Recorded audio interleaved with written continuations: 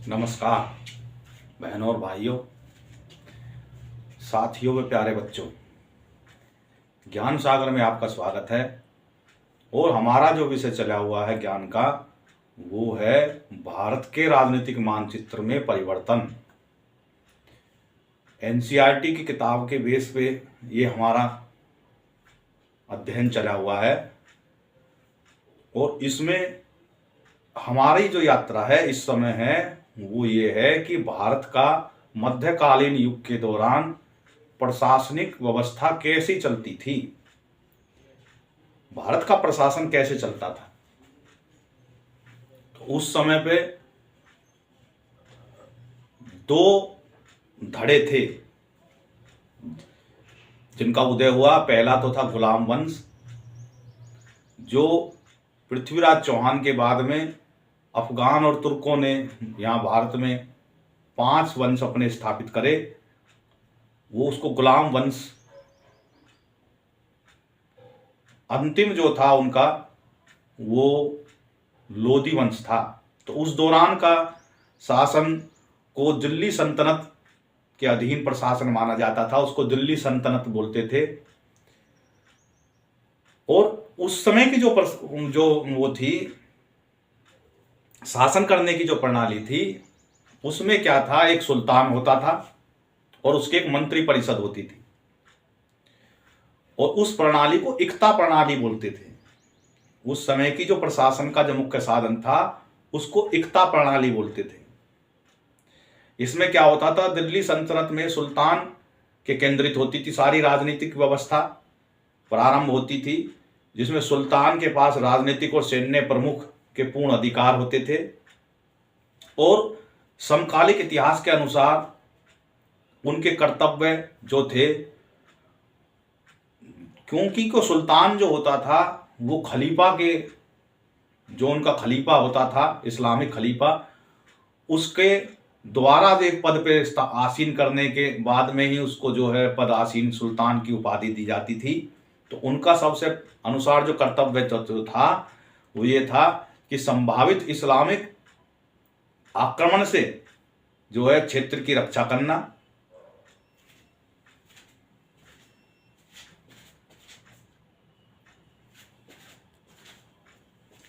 उस दौरान जो है उसकी क्षेत्र की रक्षा करना।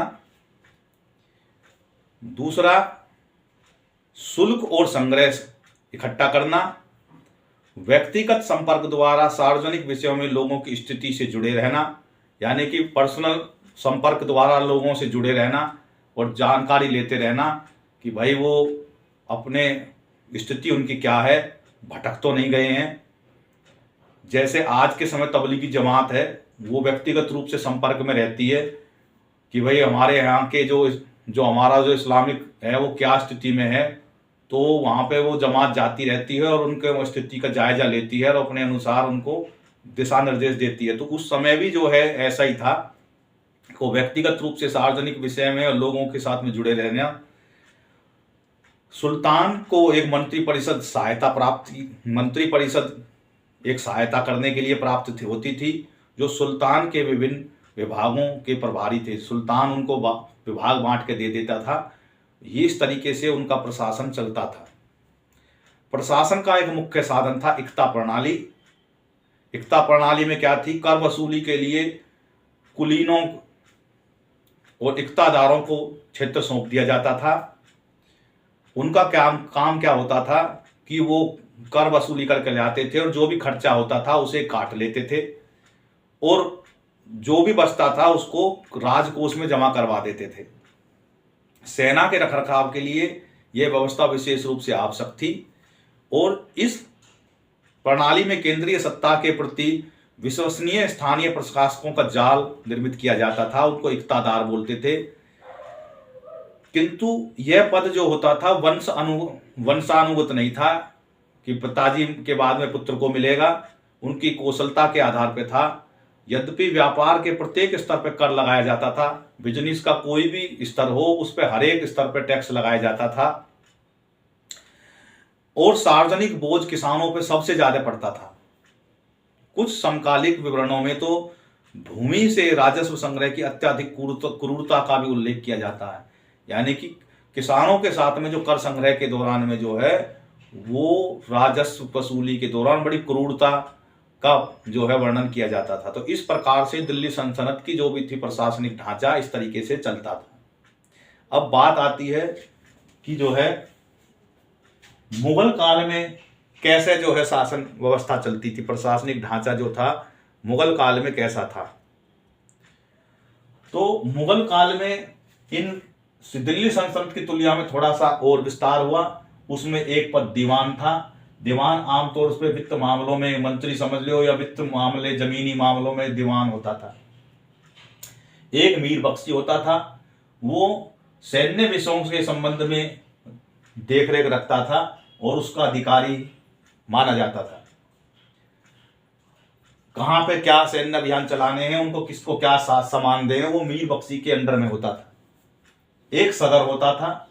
सदर के अंडर में क्या होती थी, न्याय करना का काम, जैसे मजिस्ट्रेट होता है, और उसको पंथ और मजहब के से जो रिलेटेड मामले होते थे उनका इंसाफ करना, और शिक्षा व्यवस्था का जो कार्य प्रणाली है वो सदर के हाथ में होती थी। और मंत्री होते थे। उस समय पे 12 सूबों में उन्होंने अपना ये जो था राजकाज था वो बांटा हुआ था, और प्रत्येक के सूबे के हिसाब से मंत्री जो है वो जिम्मेवारी थी, वो 12 सूबे बटे हुए थे। प्राथमिक स्तर पे जो थे सब शासन था। जैसे आज के समय में गांव के मुखिया होते हैं, ग्राम पंचायत सरपंच होते हैं, ये हमेशा से ही राम के समय से भी, कृष्ण के समय भी, महाभारत के समय में भी और मुगलों के समय में भी, दिल्ली सल्तनत के समय में भी जो थे ये पहले से ही चलती आ रही है और आज भी है। लोकतंत्र के समय में भी जो सब शासन है ग्रामीण स्तर पे अपना प्राथमिक सब शासन, उनका सब शासन होता था, मुखिया होते थे, और मुखिया वो अपने स्तर पे वो करते थे, और मुखियाओं के माध्यम से आगे जो है ये उनका जो भी समस्या थी वो आगे राजाओं के पास में या नवाबों के पास में या उनके पास में अपने अपने साधनों से वो सहायता के लिए जाते थे। अकबर के समय में मनसबदारी प्रणाली थी, और यह पद जो है ये मनसबदारी में क्या होता था, पद के अनुसार उसको जो है घोड़े, सवार, ऊंट और हाथी की जो कितने किसको कितने सैनिक रखने हैं, कितने सवार रखने हैं, कितने ऊंट रखने, कितने घोड़े रखने हैं, उसको उसके अनुसार पद के अनुसार मनसबदारी दी जाती थी। और उसकी जिम्मेवारी होती थी कि वो इतने घोड़ों इतनों को अपने साथ में रखेगा। इसका फायदा उसने क्या कर रखा था कि सेना को इकट्ठा करने में ज्यादा देर नहीं लगती थी। उनको अपने अपने मनसबदारों को आदेश देते थे वे इतने घोड़े सवार लेके वो पहुंच जाए, और बीच बीच में उनकी गिनती भी करी जाती कि भाई उसने इतने घोड़े सवार रखने के लिए मतलब उसने इंतजाम भी कर रखा है नहीं कर रखा, और उनको जागीरदारी, इस काम के लिए उन्होंने जागीरदारी दी जाती थी। उसको कोष से कोई भी पैसा नहीं मिलता था, जमीन के हिस्से दिए जाता था, उसकी मालगुजारी से वो जो है अपना खर्चा निकालता था। तो इस तरीके से मुगल काल में ये व्यवस्था चलती रहती थी। अब इसमें हम तो थोड़ा सा और विस्तार से इसमें बता दें कि नियंत्रण किस प्रकार से होता था। अधिक नियंत्रण जो था वो दक्षता सुनिश्चित करने के लिए अकबर ने अपने प्रशासनिक तंत्र को पुनर्गठन किया था, क्योंकि ना तो उसको बाबर को इतना मौका मिला, जल्दी ही वो भी अल्लाह को प्यारे हो गए, ऐसे ही जो है उसके जो अकबर के जो पिताजी थे उसको भी मौका नहीं मिला, वो भी जल्दी ही स्वर्ग सिधार गए। और इसी प्रकार से जो है फिर अकबर को मौका मिला।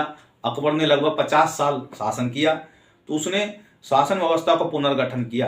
दीवान का एक होता था वित्त प्रभारी, मैंने बताया था, मीर बख्शी के बारे में बताया, वो सैन्य विषयों की देखरेख करता था। एक होता था खान ए सामान। वो क्या होता था, खाने सामान पद होता था, शाही घराने के साथ साथ में सार्वजनिक कार्य जैसे व्यापार, उद्योग और कृषि का वो प्रभारी होता था। खाने सामान शाही घराने का और व्यापार कृषि के क्षेत्र में खाने सामान होता था। सदर होता था, वो न्याय, पंथ, मजहब, शैक्षिक विषयों पे जो है उत्तरदायी होता था। इन मंत्रियों को साम्राज्य के 12 सूबों प्रांतों में से प्रत्येक में नियुक्त किया जाता था। इन मंत्रियों को प्रत्येक सूबों में एक एक जो है नियुक्त कर दिया जाता था, जो आगे छोटी प्रशासनिक इकाइयों में विभाजित हो जाते थे। सरकारी अधिकारियों के मध्य प्रभावी जांच और संतुलन व्यवस्था लागू थी। ग्राम स्तर पर पारंपरिक स्वशासन की प्रणाली प्राय निर्बाध रूप से जारी रही। इस प्रकार से उनका था पूरा तंत्र। अकबर ने मनसबदारी प्रणाली स्थापित की। अबुल फजल ने अपनी पुस्तक आईन अकबरी में दर्ज किया। जो अकबर की जो जीवनी है वो आईन अकबरी है, वो अबुल फजल द्वारा लिखी हुई है। ने अकबर के प्रशासन में मनसबदारी का मतलब होता अधिकारियों से अपेक्षा की जाती थी कि वे अपने मनसब का मतलब होता पद के अनुसार राज्य के लिए हाथियों, घोड़ों, ऊंटों और सैनिकों की एक निश्चित संख्या रखे। इसमें एक निश्चित केंद्रीकृत सेना बनाए रखने के बिना ही अल्प सूचना में सेना एकत्रित हो जाना संभव था। नियमों के अनुपालन सुनिश्चित करने के लिए नियमित निरीक्षण किए जाते थे। मनसबदारों को सामान्य जमीन, जागीर, भूमि के रूप में भुगतान की जाती थी। इस कारण उन्हें जागीरदार भी कहा जाता था। विभिन्न पंथों के प्रति अकबर के जो बढ़ती सहिष्णुता के बाद भी प्रशासन में उच्च स्तरों पर गैर मुस्लिमों का दबदबा रहता था। अल्प संख्या में ही जो है मुसलमानों का दबदबा रहता था, गैर मुस्लिमों का इतना नहीं रहता था। और उदाहरण के तौर पे उनके प्रशासन में गैर मुस्लिम जो अधिकारी थे उनकी कुल जो है प्रतिशत में 1/3 से भी कभी अधिक नहीं हुई, और प्राय इससे भी कमी रहती थी, ताकि मुस्लिम जब तक कि जो है यहाँ तक कि मुस्लिम अधिकारियों को भी विदेशी मूल के जो थे उनके सर पर बैठा के रखते थे और उनको प्राथमिकता दी जाती थी। भारतीय मूल की तुलना में भी जो भारत के भी मुसलमानों पर भरोसा नहीं करा जाता था। जो विदेश के जो मुसलमान थे उनके गुलाम थे, उन्हीं से ही वो अपना मुख्य रूप से काम कराते थे। अकबर के जो वित्त मंत्री थे वो टोडरमल थे। एक कुशल राजस्व प्रणाली प्रारंभ की। उन्होंने फसलों की पैदावार की कीमत का विस्तृत सर्वेक्षण करवाया और उसकी जानकारी के आधार पर न्यूनतम समर्थन मूल्य जो है उनका निर्धारित किया। और उन्होंने पूरे साम्राज्य में भूमि का जो है मैपिंग कराई, एक सर्वेक्षण करवाया और उसके अनुसार से राजस्व के संग्रह उसमें वृद्धि हुई। भाई किस पे कितनी जमीन है, कितनी क्या है, उसका सर्वेक्षण करवा के नापतोल करवा के राजतंत्र को सुदृढ़ किया। अगले अध्याय में जो है वो, क्योंकि इसमें नहीं बताया मराठों का कैसा चलता था, वो अगले अध्याय में है। इस प्रकार से हमने जो है इस वीडियो में जो है यही बताया कि मुगल समय में यानी मध्यकाल मुगल और उनको मिलाकर दिल्ली सल्तनत को मिला के रहता है कि उनका प्रशासनिक ढांचा कैसा था, किस प्रकार से काम होता था। और हमने बताया कि भाई इस प्रकार से जो है उनके राजकाज चलते थे। सारा कुछ जो है दिल्ली सल्तनत में एकता प्रणाली थी। एकता प्रणाली में क्या होता था कि भाई वो जो है एकता दे दी जाती थी, एक तरह की जागीरदारी सी थी। वो राजस्व उगाते थे और जो भी खर्चा होता था उसको काट कर जो भी राजस्व आता था वो सल्तनत में जमा करा देते थे, उसी से सैन्य खर्चा निकलता था। मुगल काल में अलग अलग पद बना दिए और उस समय में भी थे, लेकिन इतने नहीं थे। उन्होंने जो प्रशासन का अच्छी तरीके से ढांचा तैयार करा और मनसबदारी तैयार की, उसी को जागीरदारी भी। पद के अनुसार उनको घोड़े, हाथी और सैनिक रखने की व्यवस्था थी। उसका कारण ये था कि वे इतने मनसबदारों को हम बुला लेंगे और वे जो है अपने घोड़े, हाथी को जरा सी उनका खर्चा भी वे उठेंगे अपनी जागीरदारी में से, और उनको इतने घोड़े, हाथी, सैनिक रखने का जो है उनके पास में सेना तैयार रहेगी। तो इस वजह से इनकी जो शासन प्रणाली थी वो, और मैंने बताया कि प्राथमिक स्तर पे जो सब शासन था वो अपने स्तर पे निर्णय लेता था, वो हमेशा से ही रहा है। तो इस प्रकार से शासन प्रणाली चलती रहती थी। मंत्री जो थे सूबे के अनुसार नियुक्त करे जाते थे। उस समय पे 12 सूबे में इस देश को बांटा हुआ था और प्रत्येक में मंत्री की जो है व्यवस्था होती थी। कहीं कहीं उनको गवर्नर भी बोल देते थे और वो जो है वो उसमें अपना राजकाज देखते रहते थे। तो इस प्रकार से भारत का प्रशासन उस समय पर चलता था। आगे जो है अगली वीडियो में हम भारत का जनजीवन कैसे चलता था और कैसे जो कारोबार होते थे, कैसे व्यापार होता था, यहाँ का जो जनजीवन उस समय पे उन मध्यकालीन युग के दौरान कैसा रहा, इस विषय पे हम चर्चा करेंगे। इस वीडियो में इतना ही। बहुत बहुत धन्यवाद। इस वीडियो को ध्यान से देखें, समझें। समझने से लाभ होता, रटने से कुछ नहीं है। भारत माता की जय। जय हिंद, जय भारत।